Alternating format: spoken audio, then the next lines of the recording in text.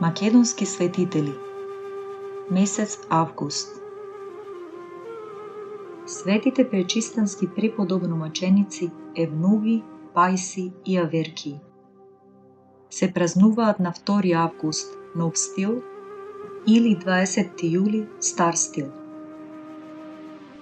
Кон средината на 16 век, монашкото братство од манастирот во ведение на Пресвета Богородица Пречиста во Кичево станало вистинска утеха и крепост за напатениот македонски народ кој страдал под тешкото османлиско робство. Гласот за нивната слава и духовна сила допрели до злонамерните агаријани, па тие на 27 март 1558 година со сета своја јарост се упатиле кон Светата Богородична обител. Браќата заедно со присутните мирјани биле собрани, како и обично, во храмот на заедничка литургија. За време на херовимската песна, отец Аверкии, кој морал да исполни некое послушание надвор, втрчал во храмот и известил дека кон манастирот се приближува многуброен насилнички османлиски аскер.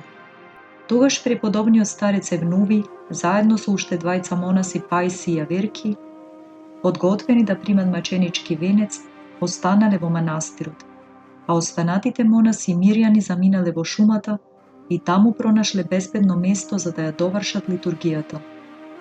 По службата, откако се увериле дека агаријаните биле заминати, монасите се вратиле и тука затекнале страшна и тажна гледка. Се било уништено, храмот бил во пламен, а на местото Господинец близу манастирската чешма лежеле телата на тројцата маченици. Откако непоколебливо одбиле да се приклонат кон иноверното учење и пред разбеснетите агаријани ја исповедале својата силна вера во Спасителот Христос, тие биле страшно измачувани и примеле маченички венец. Со силното молитвено застапништво на светите тројца преподобномаченици и под покровителството на Пресвета Богородица, светата обител не се распуштила, туку продолжила со својата монашко-просветна дејност. Така, за 6 години бил созидан нов храм од камен. По молитвите на светите преподобномаченици Евнуви, Пајси и Аверкии, Господи Исусе Христе, Боже наш, чувај нашата татковина Македонија и спаси ги нашите души, дарувајќи ни голема милост. Свети Климент Охридски, 9 август Нов стил, 27 јули Стар стил. Празникот на Свети Климент Охридски се слави и на неговиот имен ден, на 8 декември Нов стил или 25 ноември Стар стил. Свети Климент Охридски е еден од најпознатите македонски светители, чиј култ трајно се вгнездил во народното паметење и во фолклорот. Свети Климент се родил околу 840 година некаде во Македонија. Некои историчари сметаат дека се родил во Солун или во околината на Солун, а тоа го поврзуваат со фактот што уште како млад бил повикан од светите браќа Кирил и Методи во нивната мисија, што значи дека најверојатно живеел во нивна близина. Свети Климент ги придружувал светите браќа за време на нивната мисија во Венеција и во Рим, каде бил ракоположен за свештеник. По смртта на Свети Методи, неговите ученици Климент, Гораст, Сава, Наум и Ангелари биле прогонувани и малтретирани од страна на латинското свештенство во Моравија. Прво биле затворени и мачени, а потоа биле прогонети од државата. Така тие преку Белград дошле кај бугарскиот кнез Борис, кој многу добро ги примил и ги искористил за ширење на писменоста. Во 886 година Свети Климент бил испратен во областа Кутмичевица, во која главни места биле Девол, Главиница и Охрид. Овде Свети Климент останал 23 години и за тоа време го ширел Божјото Слово и описменил околу 3500 луѓе преку Охридскиот универзитет што го основал и водел. Овој универзитет е еден од првите во Европа и во светот. Во 893 година Свети Климент бил поставен за епископ на новосоздадената епархија Велика, каде останал се до својата смрт. Пред својата смрт Свети Климент оставил дел од својот имот на епархијата, а дел на црквата што е изградил во Охрид. Свети Климент се смета за првиот македонски средновековен поет.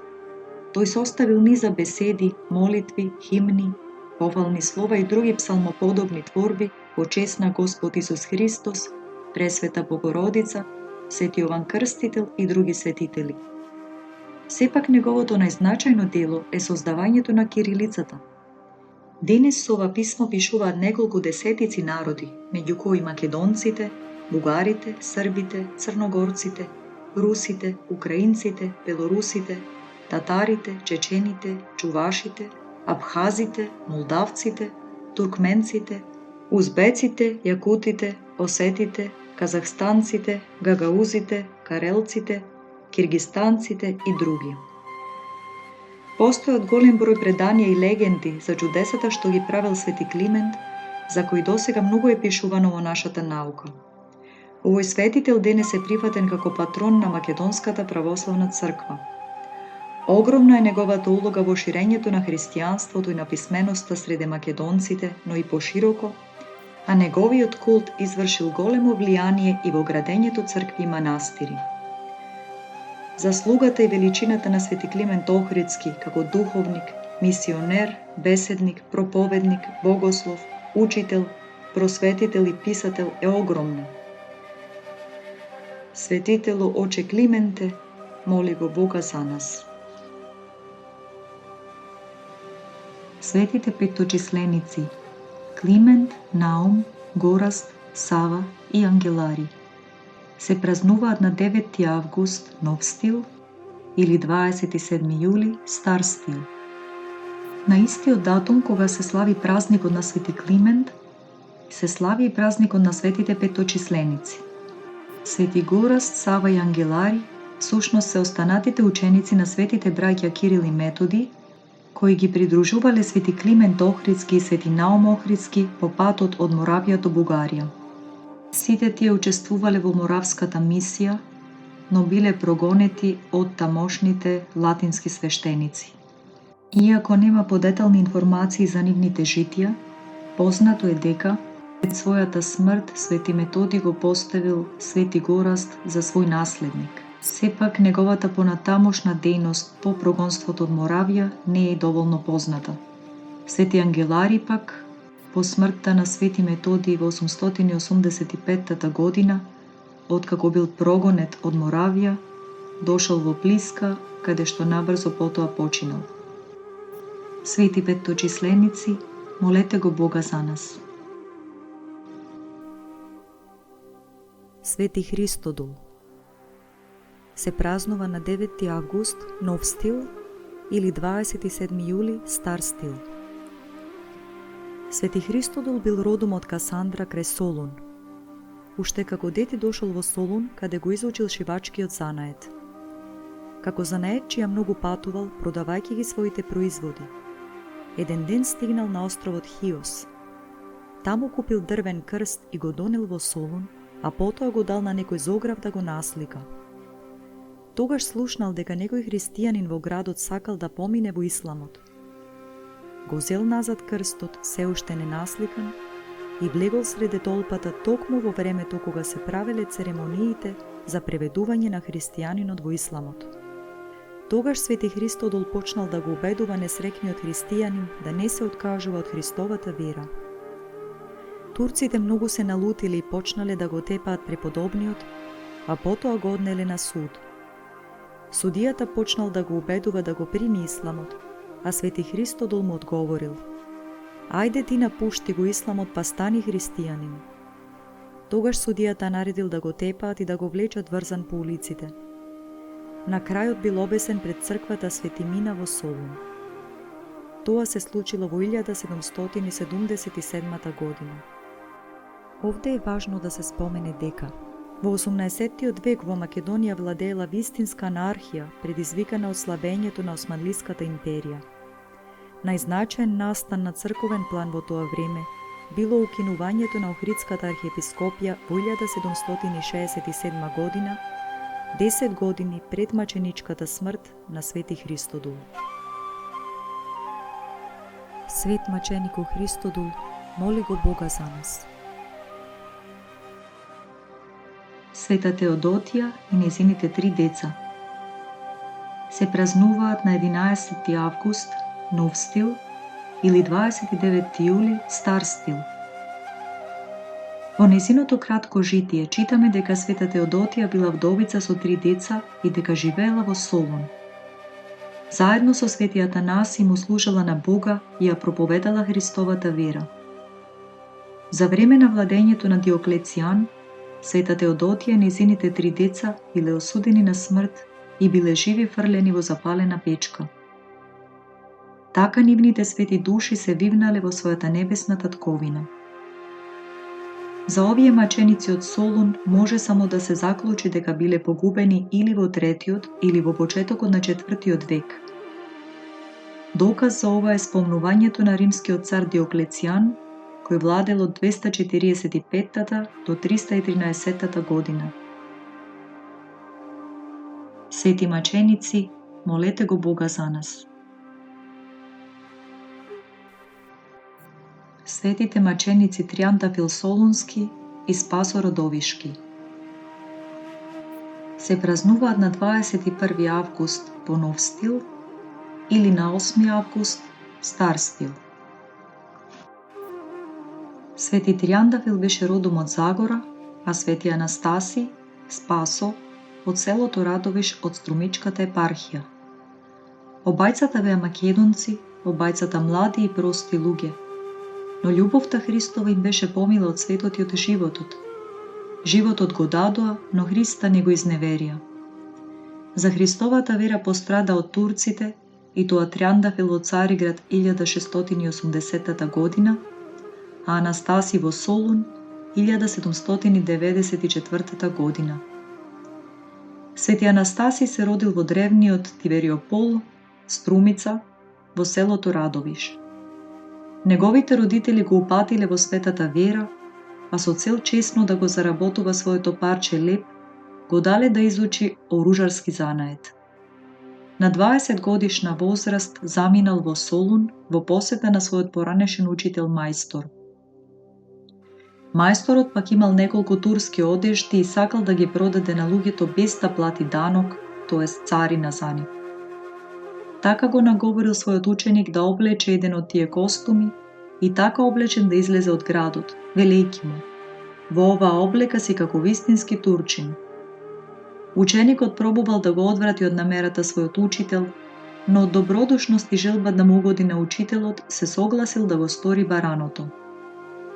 Цариниците пак го запреле на градските порти и му побарале писмена потврда за платен данок. На тоа Анастаси одговорил дека е турчин, на што тие побарале од него да го прочита салевот, муслиманското исповедување на верата. Тој молчел и не го осторил тоа. Цариниците почнале да го тепаат и го извеле пред нивниот началник. Откако тој слушнал за што станува збор, му предложил на младиот човек да се потурчи да ја прими исламската вера. Анастаси се противил на тоа, иако во меѓувреме се труделе со разни ветувања и награди, а после и со тепање и закани да го придобијат. Наскоро главниот цариник го известил и муфтијата за Спасо Радовишки. Муфтијата му рекол: ти ги имаш во едната рака мечот, а во другата законот. Употреби што сакаш, при што изборот паднал на него. Веднаш потоа свети Анастаси бил одведен кај местниот мула, заедно со петорица муслимани кои биле задолжени лажно да сведочат дека христијанинот хулел на исламот. Мулата отпрвин се обидувал со својата красноречивост да го придобие младиот човек во својата вера, но откако не успел, почнал да го измачува. На крај го оковале во вериги и го фрлиле во затвор. После тоа уште еднаш се обиделе со измачување да го натераат да се откаже од својата вера, но повторно безуспешно. И по трет пат се случило истото. Свети Анастаси спокојно ги поднесувал удирањата со стапови и тешките вериги, останувајќи тврд и непоколебли во својата вера. На обвинувањата дека хулел против Мухамеда, тој одговорил дека тоа не се негови зборови, но истовремено додал дека прикажаната хула во својата совест ја признава за верна оцена на Мухамеда и дека поради тие причини не го прима неговиот закон. Измамен во своите надежи, мулата го испратил младечот кај Муселимот, и овој ги употребил сите средства да го придобие, дури му ветиле чифт пиштоли обложени во сребро, сомотна облека и видно место кај него. Момчето пак, просветлено со благодата Христова, останало при својата непоколеблива вера. Земната среќа е лоша среќа, мислел тој во искушенијата. Христос, Синот Божи, е спасителот на светот. Значи страдањето за чистата света вера е благословен долг. И на тој начин ги отврлил лажните понуди. Поради сето ова, тој бил заклучен во затвор, окован на рацете и нозете, со вериги на вратот. На нозете уште му навиле и остри трнливи игли и го мачеле цел ден. Му дале уште една шанса да се откаже од Христа, при што свети Анастасий рекол: "Јас сум христијанин и нема да се одречам од мојата вера." Бил осуден да биде обесен надвор од градот. Одејќи кон местото на бесење, растргнат и измачен, паднал по патот и духот свој му го предал на Господа во август 1794 година. Свети маченици Трјандавил Солунски и Спасо Родовишки, молете го Бога за нас. Свети Јоаким Осоговски се празнува на 29 август Нов стил или 16 август Стар стил.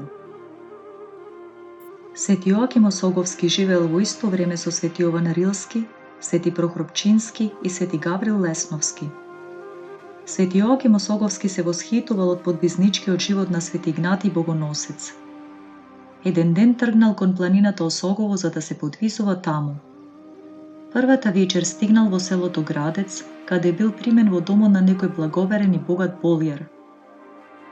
Но разговорот со болјарот, Свети Јоаким Осоговски му рекол дека дошол да се подвизува на Осогово и го прашал дали знае некое погодно место. Болјарот му одговорил дека во планината е опасно да се живее, но дека на падините имало некое место погодно за подвизување. На тоа место имало пештера, а во близина течела реката Скубица. Свети Јоаким се заблагодарил за овие информации и тргнал на посоченото место, подготвен да се подвизува преку постојани молитви и пост, преку трпење на глад, жеди, студ и секакви други непријатности. Целта му била што побрзо да го помине краткиот земен живот, за да го добие вечното небесно богатство. Така се подвизувал до крајот на својот земен живот. Еден ден случајно наишле кај него некои ловџии кои биле разочарани затоа што немале успех во ловењето. Свети Јоаким им покажал каде да ловат и тие навистина тој ден го завршиле со богат улов. Воопшто, целиот живот им тргнал на подобро посредбата со Свети Јоаким и добивањето благослов од него. Затоа по извесно време повторно решиле да го посетат во пештерата. Но кога дошле, виделе дека Свети Јоаким веќе ја предал својата душа на Господа. Достојно ги погребале неговите чесни мошти во пештерата, а подоцна честопати оделе и палеле свеќи на неговиот гроб. 50 години по овој настан, свештеникот Теодор од селото Осмирдол се населил на истото место во кое се подвизувал Свети Јоаким Осоговски. Таму се замонашил. Неколку пати на сон му се јавил Свети Јоаким Осоговски и му рекол да ги извади оттаму неговите мошти. Монахот така и направил. Подоцна изградил манастир во близина на гробот на Свети Јоаким и го посветил на овој светител. Со текот на времето во манастирот се случиле бројни чудесни излекувања. Најстариот текст за житието на Свети Јоаким Осоговски потекнува од 15-тиот век. Селото Градец се наоѓало на десната страна од крива река под планината Осогово. Иако за Свети Јоаким Осоговски има малку податоци, врз основа на податокот што монахот кој ги пренел неговите мошти живеел во времето на византискиот цар Мануел, кој владеел од 1143 до 1180 година, и врз основа на еден друг податок спомнат во житието, според кој Свети Јоаким умрел 8 години пред сончевото затемнување, кое се случило во март 1113 година, пресметано е дека тој починал во 1105 година. Тоа значи дека Свети Јоаким бил роден во 11-тиот век и во овој век го проживеал најголемиот дел од својот живот. Свети Јоаким Осоговски, моли го Бога за нас.